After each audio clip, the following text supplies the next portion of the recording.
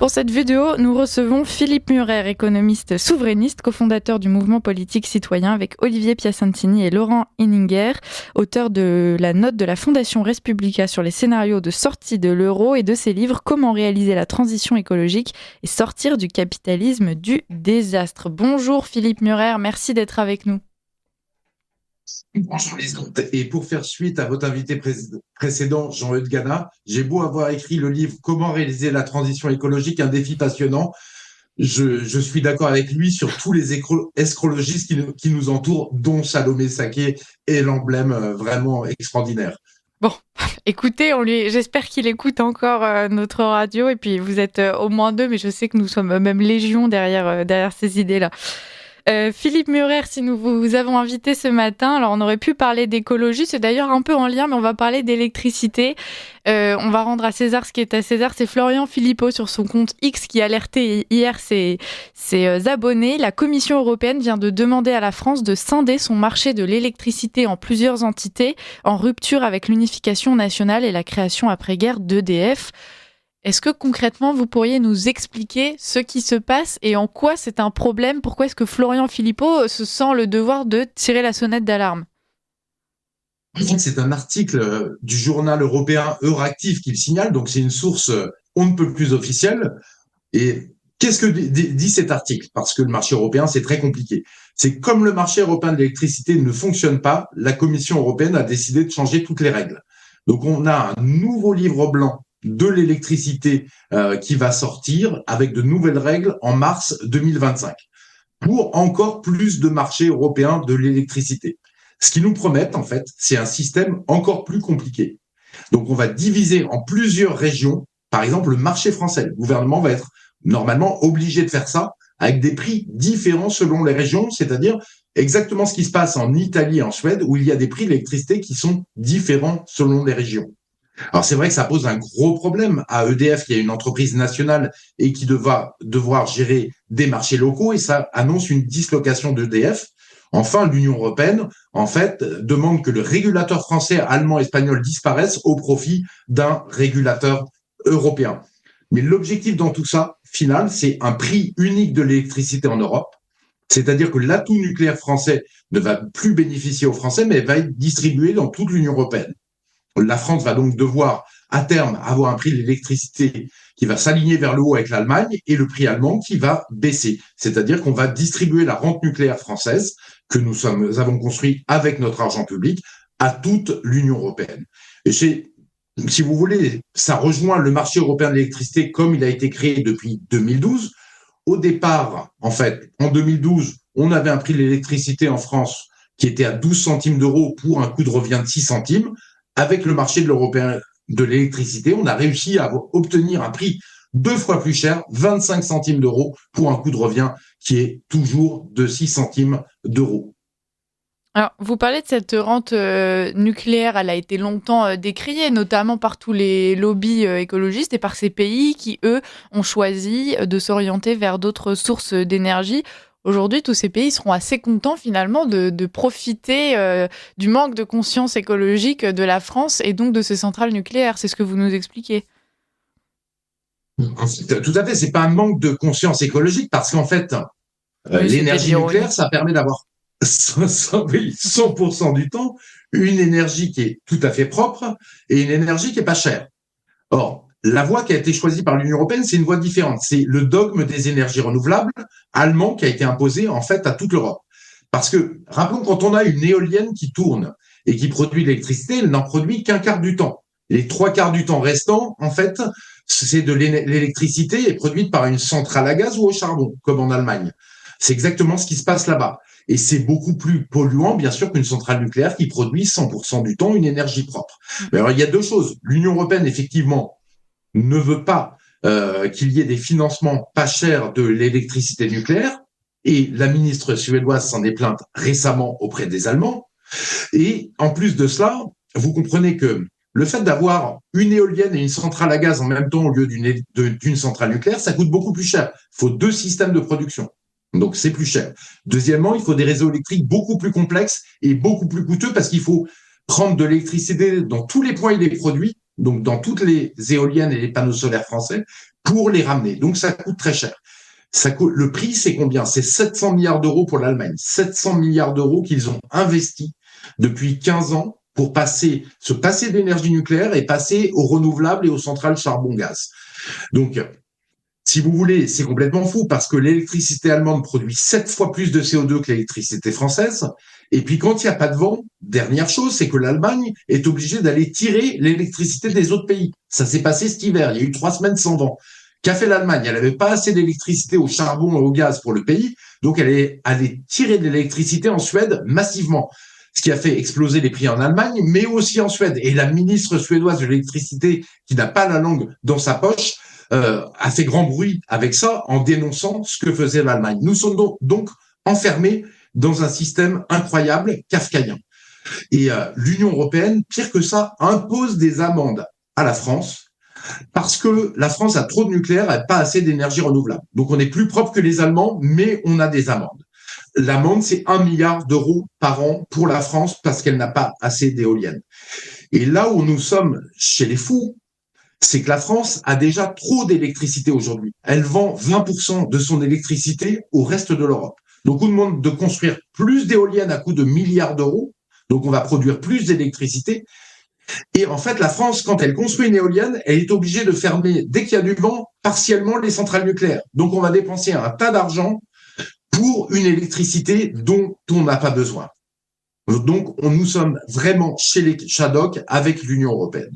Oui, on marche sur la tête comme. Je suis absorbée par ce que vous dites, puisque on ne comprend pas la logique derrière tout ça. Par ailleurs, d'un point de vue strictement politique, une fois de plus, accepter ce grand régulateur européen, c'est une perte de souveraineté pour la France. Bien sûr, c'est une perte de souveraineté. C'est le régulateur européen qui va décider, en fait, pour la France maintenant, alors qu'on avait aujourd'hui un régulateur français. Mais si vous voulez, la manière de fonctionner de l'Union européenne, c'est toujours la même. C'est-à-dire, ils créent un grand marché européen pour faire plus d'Union européenne et ils font disparaître les organisations françaises des pays comme la France, l'Allemagne et les autres. Puis après, ce marché, en fait, de l'électricité qu'ils ont créé et de l'énergie, en fait, c'est un marché pur, sans protection du consommateur et des entreprises. Donc, on a les prix de l'électricité qui varient très, très fortement et on a vu les difficultés pour les Français et les entreprises. Et pour faire fonctionner tout ça, harmoniser tout ça au niveau de l'Union européenne, en fait, il y a des réglementations extrêmement complexes pour que ce marché harmonise toute l'Europe. Et on a vraiment un cocktail toxique, toujours plus d'Union européenne, toujours moins de France, toujours plus cher et des normes toujours plus complexes. Cicéron disait la chose suivante, il disait que au moment où un empire s'effondre, il pond des lois de plus en plus folles. C'est exactement là où nous en sommes aujourd'hui. Selon un rapport qui a été publié très récemment donc, du groupe de réflexion Amber, l'Union européenne aurait économisé 59 milliards d'euros en réduisant ses importations de combustibles fossiles grâce à l'augmentation de la capacité éolienne et solaire. On devrait pouvoir se réjouir de ces chiffres, Philippe Murer, ou bien bon, est-ce qu'il y a une interprétation à en faire un peu différente de la façon dont c'est présenté ? Oui, mais c'est pour quel coût? On a vu que les coûts, c'est 700 milliards d'euros d'investissement pour l'Allemagne. Et quand on parle au niveau de toute l'Union européenne, les coûts sont gigantesques. Et en fait, tout ça n'est pas rentable. Et c'est pour ça qu'on est obligé de faire exploser le prix de l'électricité pour essayer de trouver une rentabilité. Vous savez, la France, en 1970, son électricité, elle était faite uniquement à partir d'énergie fossile et d'un peu d'hydraulique. C'est-à-dire qu'on faisait de l'électricité au fioul lourd et de l'électricité au charbon en 1970. En 40 ans, même pas, de 1974 à 1995, donc en 20 ans, la France a construit avec l'État stratège 56 centrales nucléaires qui ont fait qu'on est passé en 20 ans pour un coût très peu cher de l'électricité au charbon et au fioul lourd à de l'électricité nucléaire pas chère et qui est complètement propre. Donc vous voyez, il y a des manières beaucoup plus intelligentes de faire en sorte de se passer des énergies fossiles et de nos importations d'énergie fossile. Alors, l'investiture de Donald Trump est dans tous les esprits. Philippe Murer, on le sait qu'il a l'intention de mener une guerre commerciale à l'Union européenne dans le but de favoriser le pays pour lequel il a été élu, ce qui est bien normal. Mais bon, c'est assez inquiétant. Est-ce qu'on peut s'attendre à des conséquences justement sur ce marché de l'énergie européen ? oui, on va s'attendre à des conséquences et des conséquences très embêtantes. C'est-à-dire que Trump a dit qu'il veut réduire le déficit commercial des États-Unis avec l'Union européenne, ce qui est tout à fait légitime. Un monde idéal, c'est un monde où, grosso modo, tous les pays équilibrent leur balance commerciale. Il y en a pas qui doivent être consommateurs et d'autres qui doivent être uniquement producteurs. C'est beaucoup plus équilibré comme ça. Mais Ursula von der Leyen, qui est la tsar de l'Union européenne, l'allemande, mais qui est aussi très américaine, a immédiatement proposé à Trump d'acheter plus de gaz naturel liquéfié aux États-Unis. Le problème, c'est que ce gaz naturel liquéfié, il arrive 5 fois plus cher en Europe qu'il n'est vendu aux États-Unis. Donc, on aura du gaz encore plus cher en Europe, une électricité encore plus chère et des industriels européens encore plus dans la panade avec tout ça. Et concrètement, aujourd'hui, quelle serait la solution pour la France de s'en sortir? Déjà, est-ce que donc cette volonté de réguler à l'échelle européenne le marché de l'électricité, Philippe Murer, est-ce qu'on est en position de négocier ça, voire de le refuser catégoriquement? Et puis ensuite, deuxième question surtout, est-ce que vous pensez que nos politiques vont le faire ou bien est-ce qu'une fois de plus, on va être dans une démarche de soumission vis-à-vis de cette Union européenne? C'est une très bonne question. Si la France, théoriquement, la France n'a pas le droit de sortir du marché européen de l'électricité. Après, pour quelque chose comme ça, de ponctuel, on peut très bien imaginer un François Bayrou, rigolons quelques instants, qui va à la télévision et qui dit, à cause du marché européen de l'électricité, les Français arrivent peu à se chauffer pour ceux qui ont un chauffage électrique, les entreprises françaises sont en train de faire faillite et les industriels européens fuient la France et le continent européen. Donc nous, on décide, la France, de sortir du marché européen de l'électricité pour sauver nos ménages et les entreprises. Vous comprenez bien que l'Union européenne serait tout à fait coincée. Et François Bayrou pourrait ajouter, en fait, la France produit une électricité à 6 centimes d'euros le kilowattheure. À cause du marché européen de l'électricité, on est obligé de la vendre à 25 centimes. Ça suffit, on ruine tout le monde. Donc maintenant, on produit à 6 centimes, on revient à un marché français de l'électricité, ça coûte 12 centimes d'euros le kilowattheure. Et tout le monde est sauvé et c'est meilleur pour la France et évidemment meilleur pour l'Europe. C'est évidemment possible de faire ça, Liselotte, pour le marché européen de l'électricité. Le problème, c'est qu'il faudrait le faire dans tous les domaines. On a aussi un immense problème de flux d'immigration. Vous en parlez régulièrement sur votre antenne. Eh bien, l'Union européenne, avec Schengen, nous empêche d'avoir des frontières nationales et des gardes frontières pour éviter que des migrants clandestins franchissent les frontières. C'est impossible d'avoir des lois françaises, par exemple, sur le regroupement familial, parce que l'Union européenne nous impose des directives regroupement familial. Donc, on voit qu'on ne peut pas le faire dans tous les domaines. Ça poserait un problème. Ça poserait un problème de constitutionnalité, parce que la France, appartenir à l'Union européenne, c'est dire quoi? C'est dire que la France doit respecter les traités européens et le droit européen qui s'applique des traités. Et si vous voulez, en plus, dans le traité de Lisbonne signé par Sarkozy, il y a écrit que le droit européen est supérieur au droit français, donc il doit être absolument respecté. Aller contre les directives européennes, en fait, c'est aller contre la Constitution française. Voilà pourquoi c'est bloqué. Voilà pourquoi on ne peut faire qu'une exception en faisant un grand show télévisé, mais on ne peut pas le faire dans tous les domaines dont on aurait besoin, comme sur l'immigration. Philippe Murer, aujourd'hui, si nous étions dans un monde idéal et que la France produisait juste de l'électricité pour les Français et que ce marché s'organisait indépendamment du reste de l'Union européenne, est-ce qu'on peut imaginer ce que coûterait l'électricité aux Français? Puisqu'on le sait, vous l'avez dit, aujourd'hui, il y a des Français qui peinent à se chauffer simplement parce que l'électricité est trop chère et qu'ils se chauffent donc avec des radiateurs électriques, par exemple. Si on sort du marché européen de l'électricité, on fait un marché français. Puisque le coût de revient de l'électricité, c'est 6 centimes d'euros en France, on pourra le vendre comme en 2012 à 12 centimes le kilowattheure. Donc les Français verraient leur note d'électricité divisée par 2. Et pour les entreprises, on pourrait aussi diviser par 2 les notes d'électricité, ce qui sauverait un tas d'entreprises, qui permet de développer l'emploi, les entreprises françaises et le pouvoir d'achat. Ça serait formidable. Malheureusement, c'est pas le cas aujourd'hui. Oui, on le sait bien, les entreprises françaises sont les premières victimes de cette hausse de l'électricité. Il y a eu beaucoup de faillites ces derniers mois. Philippe Murer, j'ai perdu ma question. Si je me permets, Allez, justement, si je me permets, Liselotte, il y a eu l'audition du dirigeant de Michelin au Sénat. Ah, ben voilà. Et qu'a-t-il dit?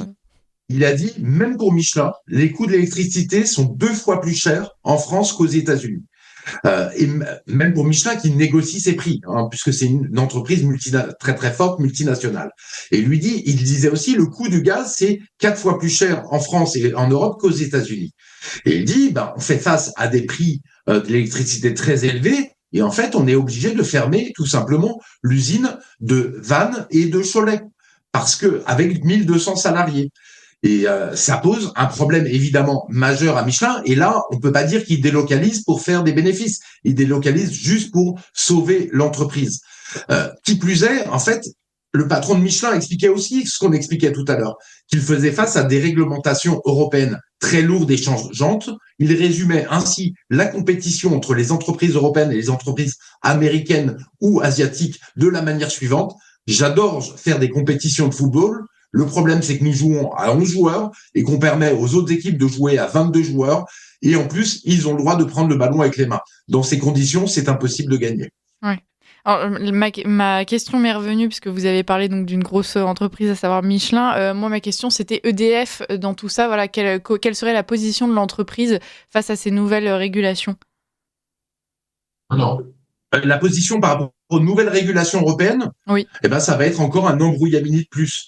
Euh, il y avait eu Olivier Berruyer du site internet Elucide avait fait un superbe schéma. Il avait montré que avant le marché européen de l'électricité, quand on avait un marché français, en fait, il y avait un producteur EDF et un consommateur, et le producteur vendait au consommateur en étant assujetti à l'État qui lui disait, voilà, faites des prix pour être rentable, mais pas trop cher. Depuis ça, on a un embrouillamini avec EDF, donc qui produit les concurrents alternatifs qui vont acheter de l'électricité à EDF et qui émettent des factures vers les Français en s'engraissant. On a ensuite les réseaux ERDF. On a tout un tas de parasites, d'entreprises parasites et un système bureaucratique hyper complexe. Et c'est ça qui pose des problèmes, notamment à EDF et à tout le système d'électricité. On est devenu d'un système simple avec une entreprise qui vend aux Français directement, à un système hyper complexe, nébuleux et qui coûte beaucoup d'argent à EDF et qui pose des problèmes majeurs à EDF. Alors, finalement, on comprend que les biais de solution pour, en tout cas, favoriser l'intérêt des Français, c'est déjà simplifier tout simplement ce système de production d'électricité, de vente d'électricité, peut-être revenir à un système pur de fournisseurs et acheteurs. Et puis, il y a quand même un travail idéologique à faire, Philippe Murer. Oui, le travail idéologique à faire, c'est qu'en fait, la première chose, c'est que pour que les entreprises privées fonctionnent bien, en France, ça passe par une entreprise publique de l'électricité.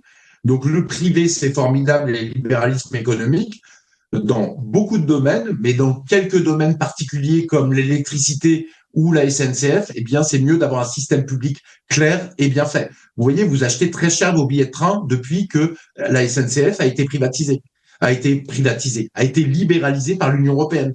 Avant l'Union européenne, en fait, les prix étaient le même le week-end que la semaine. Ils étaient simples, ils n'étaient pas changeants, ils étaient beaucoup moins chers. Et comme l'entreprise n'était pas mise sous une grosse pression concurrentielle, eh bien, l'entreprise pouvait dépenser assez d'argent pour que les trains arrivent à l'heure. Donc, on avait ce système-là qui fonctionnait. Le deuxième système idéologique, c'est le système idéologique qui nous impose des énergies renouvelables, alors qu'en France, on n'en a absolument pas besoin. Les énergies renouvelables, c'est le bien, le nucléaire, c'est le mal. Non, manque de chance. Le nucléaire, ça permet à la France d'avoir une électricité qui est 7 fois moins carbonée que l'électricité allemande, et en plus moins chère. Et puis le dernier biais idéologique, c'est de dire que la France est trop petite, la France est coupable, la France peut pas s'en sortir dans le monde, et qu'en fait la France aurait absolument besoin d'un papa européen situé à Bruxelles, et que sinon elle ne pourrait pas s'en sortir. Et il faut que les Français soient de nouveau fiers d'eux-mêmes, fiers de leur pays, fiers de leur histoire, et savent qu'ils ont fait de grandes choses ensemble dans le passé et qu'ils sont capables d'en faire de grandes choses ensemble à l'avenir. Voilà, c'est la fierté française et l'identité française aussi qu'il faut pousser pour redevenir souverain et redevenir prospère. Et alors, bon, je vous pose la question, j'imagine la réponse, puisque je sais que donc vous êtes un souverainiste engagé, Philippe Murer, mais à l'heure où justement on a ce Donald Trump qui arrive à la tête des États-Unis, est-ce qu'il ne serait pas de bon ton de faire corps avec les autres pays de l'Union européenne, justement, pour pouvoir assumer cette concurrence rude qui s'annonce? Non, parce que, en fait, que se passerait-il si que fait Donald Trump? Il dit, je veux rééquilibrer le commerce américain avec tous les pays du monde. Il n'a pas du tout été agressif avec la Chine. D'ailleurs, il a une position très intelligente.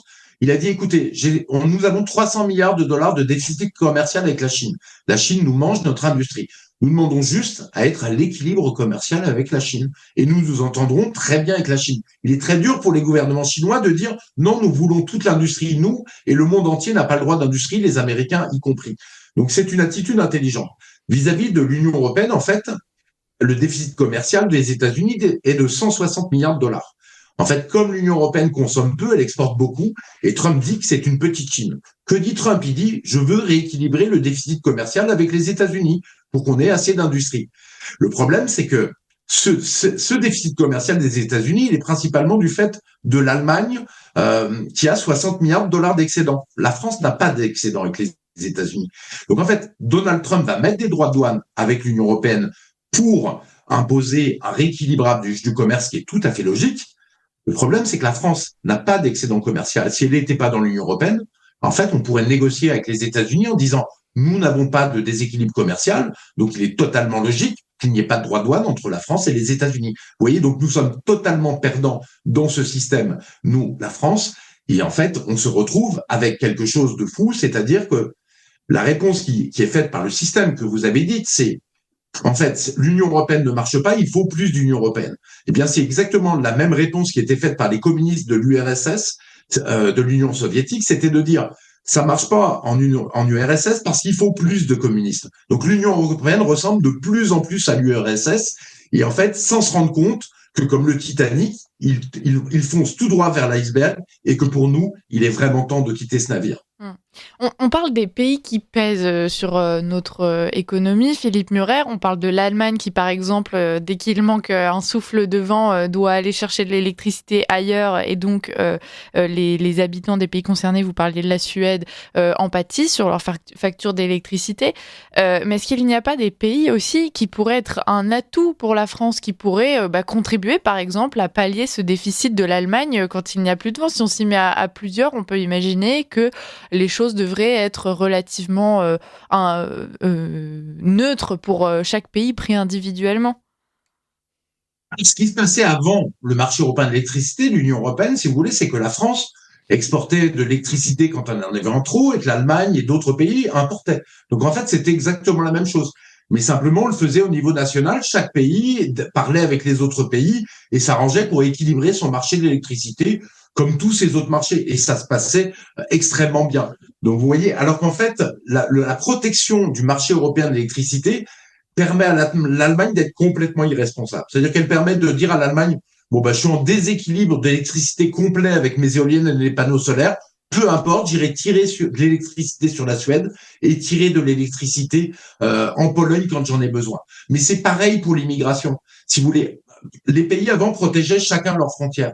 Aujourd'hui, ça serait les frontières extérieures qui devraient être protégées. Mais quand la Grèce, il y a des réfugiés qui partent en Grèce ou qui arrivent en Italie, les pays peuvent être irresponsables par ces règles et dire tant pis, je me débrouillerai pour qu'ils passent en France ou en Allemagne ou ailleurs, si vous voulez. Il est beaucoup mieux, beaucoup plus efficace quand chaque pays est responsable de soi-même et ensuite fait des coopérations plutôt que de faire une responsabilité globale complètement éclatée qui aboutit finalement à l'irresponsabilité générale. Est-ce que derrière ces grandes décisions politiques, Philippe Murer, on peut s'interroger sur les intérêts personnels que pourraient avoir certains de nos dirigeants dans par exemple, ce projet donc, de régulation du marché de l'énergie à échelle européenne? C'est vrai qu'on peut se poser la question parce qu'on voit que, par exemple, un Thierry Breton qui était commissaire au marché intérieur européen, travaillait avant cela pour Bank of America, obtient des secrets d'État, évidemment, un carnet d'adresses gigantesque au niveau de l'Union européenne, et repasse à Bank of America juste après avoir quitté le marché, la régulation du marché intérieur, qui n'est pas rien. Avec l'aval de l'Union européenne. Avec l'aval de l'Union européenne, qui d'ailleurs dit normalement il faut attendre 2 ans pour le faire, mais Thierry Breton, il n'y a pas de problème, vous pouvez le faire tout de suite. Évidemment que Thierry Breton n'est pas un banquier, n'est pas un trader, n'a aucune connaissance particulière en finance. Et évidemment qu'il est acheté pour son carnet d'adresses. En fait, il y a toute une petite oligarchie française et européenne qui profite de l'Union européenne pour s'enrichir avec tous ces lobbies américains. et en fait, qui appauvrit finalement aussi tous les Français, tous les Européens, parce que l'Union européenne, c'est la débâcle. Vous savez, on dit la France, c'est la débâcle au niveau de l'industrie. Et c'est vrai. Macron dit qu'il réindustrialise le pays. Les chiffres officiels de l'Union européenne et d'Eurostat, c'est que l'industrie française a baissé de 5% depuis 2017, depuis que Macron est arrivé au pouvoir. On voit le niveau de mensonge. Mais en Italie, on a aussi une baisse de l'industrie de 5%. Et en Allemagne, c'est pire, on a 15% d'industrie. Donc, de baisse de l'industrie depuis 2017, c'est structurel. Donc, en fait, on voit que tout ce système européen profite à une oligarchie et est en train de complètement détruire les pays, détruire les nations qui en font partie. Mm. On parlait un peu d'énergie nucléaire. Si cette guerre au nucléaire qui est menée donc par certains pays, mais même par certains lobbies, se poursuit et que la France baisse les armes, Philippe Murer, est-ce que ça ne nous rendrait pas dépendants des pays qui, eux, vont continuer à en produire? Je pense évidemment aux États-Unis et à la Chine, mais bon, il y a d'autres pays qui sont tentés par ce marché aussi. On parle de la France qui donc est dépendante pour l'instant des réglementations européennes. Ça pourrait être bien plus grave et demain, on pourrait se retrouver complètement dépendant de pays extra-européens. Exactement. Et le nucléaire, c'est vraiment une énergie qui a beaucoup d'atouts parce que comme ça utilise des quantités de combustible très faibles et très facilement stockables, on a du combustible nucléaire pour 5 ou 10 ans à venir. Donc s'il y a une crise dans le monde, on n'est pas obligé d'aller chercher à tout prix du combustible nucléaire. On a déjà l'uranium sur le sol français. Mais vous savez, Liselotte, ce qui est terrible, c'est que la France était en avance sur le nucléaire. Elle avait Superphénix qui permettait d'utiliser en fait l'uranium qu'on n'utilise pas d'habitude dans le combustible, c'est-à-dire 99% de l'uranium. Et les écologistes et la gauche française, la gauche plurielle, ont fait fermer Superphénix. On avait 25 ans d'avance sur le monde entier. Or aujourd'hui, la Chine est en train de tester avec beaucoup d'argent ses Superphénix, ses centrales nucléaires. Les États-Unis avec Bill Gates aussi. Et vous savez, si on pouvait utiliser cet uranium 238 qu'on n'utilise pas aujourd'hui dans les nouvelles centrales nucléaires, en fait, on a sur le sol français 2000 ans de combustible nucléaire pour produire pendant 2000 ans de l'électricité. Et au niveau mondial, on a de quoi produire l'énergie mondiale pendant 2000 ans avec les stocks d'uranium mondial. Et ça, si vous voulez, c'est pas Philippe Murer qui le dit, c'est le CEA qui a expliqué que ceci était vrai. Donc en fait, au lieu de faire des éoliennes qui rendent les gens tristes parce que ça rend le paysage moche, l'énergie chère, au lieu de mettre des panneaux solaires pour couvrir partout les surfaces, je pense qu'il serait beaucoup plus logique de passer au nucléaire pour avoir une énergie propre, concentrée en des endroits, avoir une nature effectivement immaculée et des paysages qui sont en adéquation avec ce que veulent les Français. Donc tout ça est une gigantesque absurdité. Vous dites que tout ça pourrait être en adéquation avec ce que veulent les Français. Bon, il nous reste un peu à peine 2 minutes, Philippe Murer. Est-ce que vous pensez que la pression populaire peut influencer les politiques énergétiques françaises aujourd'hui? On a reçu récemment Fabien Bouglet qui a lancé donc une pétition, enfin une tribune choc récemment qui a été relayée par Le Point, qui a été signée par des experts. Vous en faites peut-être partie d'ailleurs.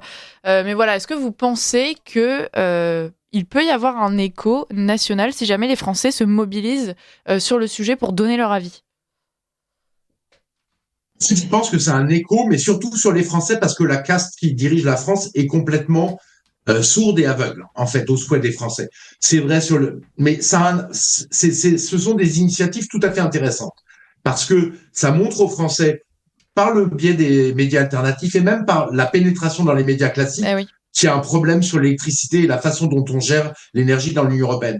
Vous-même, vous montrez, et d'autres médias alternatifs, qu'il y a un problème sur l'immigration dans l'Union européenne et en France. Et à la fin, toute cette caste, en fait, est submergée par tout ce qui est démontré sur la mauvaise gestion de la caste au pouvoir. Mais vous savez, je pense que la caste a décidé de se rigidifier. Elle veut faire taire les Français, elle veut interdire tous les canaux d'expression comme les réseaux sociaux et comme, on le sait, Twitter.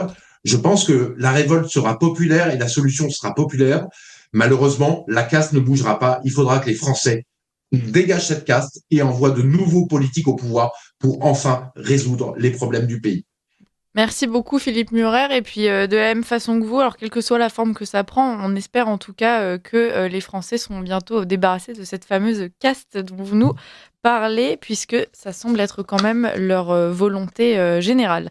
Merci donc d'avoir été avec nous, Philippe Murer. Vous êtes économiste et souverainiste, cofondateur du mouvement politique citoyen avec Olivier Piacentini et Laurent Henninger. Puis vous êtes l'auteur de différents ouvrages disponibles aux éditions Jean-Cyril Godefroy pour les auditeurs que ça intéresse. Merci et à très bientôt, Philippe Murer.